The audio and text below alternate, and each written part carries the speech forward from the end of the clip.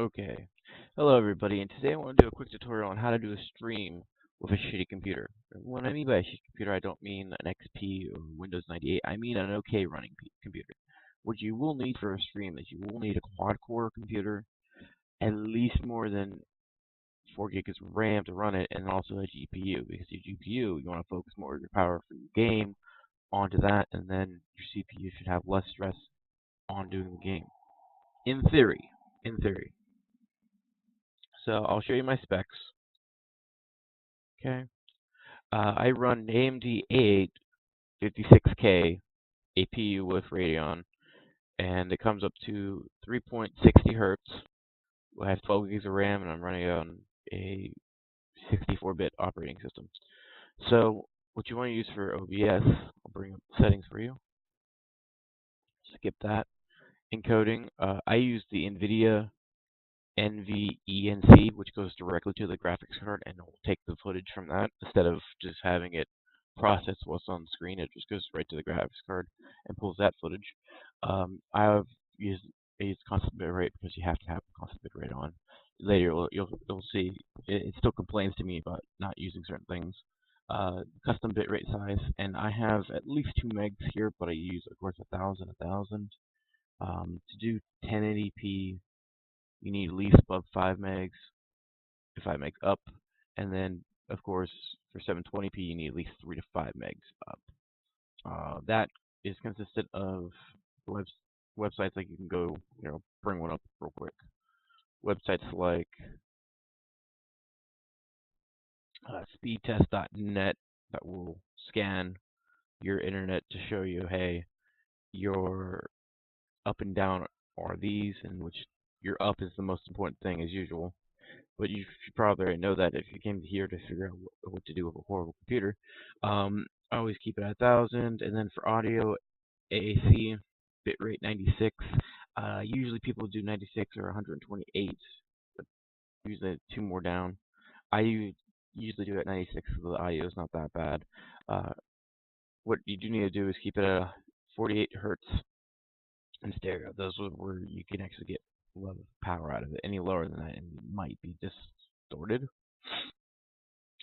Stream settings. Everybody knows how to do stream settings. As I told you before, my computer complains about this all the time. But I never drop frame, and I always keep a good quality stream. Use an acceptable one. This is kind of what it's going to be, an acceptable stream. But the one problem I always keep finding is the file patch for recording. It always saves it in a weird spot. I can't change that. Alright, so a video adapter, definitely I send it right to my capture card, which is the GTX 660 Ti. I run it at 920 by 1080, with, 6 by 9. But the downscaling, I downscaled to 1280 by 720, so 1.5. Bitrate is fastest for me. Yeah, I usually keep it on the fastest because I don't like it going any better than that. I would say, unless you have an i7, then you can go any higher. But on a quad core, an A8 like mine, it doesn't really help. It just makes matters worse. 60 frames per second, of course, and then disable arrows, which basically turns Explorer into this white bar, and it takes up less resources on your computer. Audio, of course, your audio settings. I have mine set to default, and then microphone's fine. Right, and then I really don't use hotkeys. Another one is use multi-thread sorry, I'm going to skip the word. I'm not really good with words, especially in this early in the morning. Alright, but the priority class should be high. Usually you can't go any more higher than high. Disable encoding while previewing. It's pretty stupid to see the encoding when you're recording or even previewing. Sorry about that. NVC present is streaming. Usually I keep it on streaming. I don't keep it any higher than this. Unless the rest of these are usually for when you're recording the footage. But I use it on streaming. Encoding profile is high instead of main. That usually helps. Use CFR. Everybody says use CFR. Even the computer says use CFR. I don't really see a difference in using it. And then this one's a new option I haven't seen yet. and it's just a quick sync encoder. I'm just gonna stay away from it. No idea what that one does. And then noise gate will just mess with your microphone.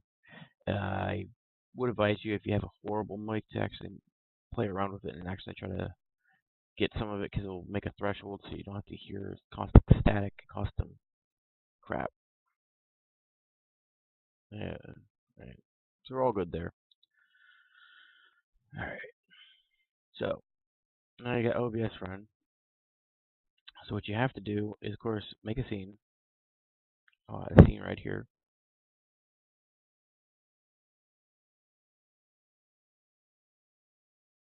Sorry about that. I forgot we're on a recording.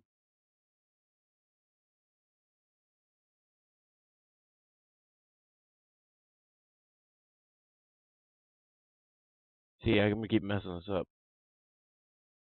Give me 1 second. Where's my template? There it is. All right, there we go. So, what you want to do is you want to make a scene. You want to make a scene, label whatever you want for any of the games. So I label it for all, like SC, Counter-Strike, Global Offensive, I Am Bread, Five Nights at Freddy's, like stuff like this. Make a scene and you want to fill it in. So you want to have your Twitter plug, but I make it a global source. So I make a couple of these a global source for me.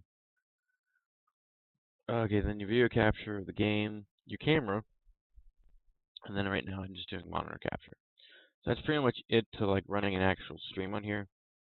To edit a scene, you just click that, and you can click on any one of these, and you can move them around to your settings cell. Okay, click that one off. Global settings is like what you want to have. My bad.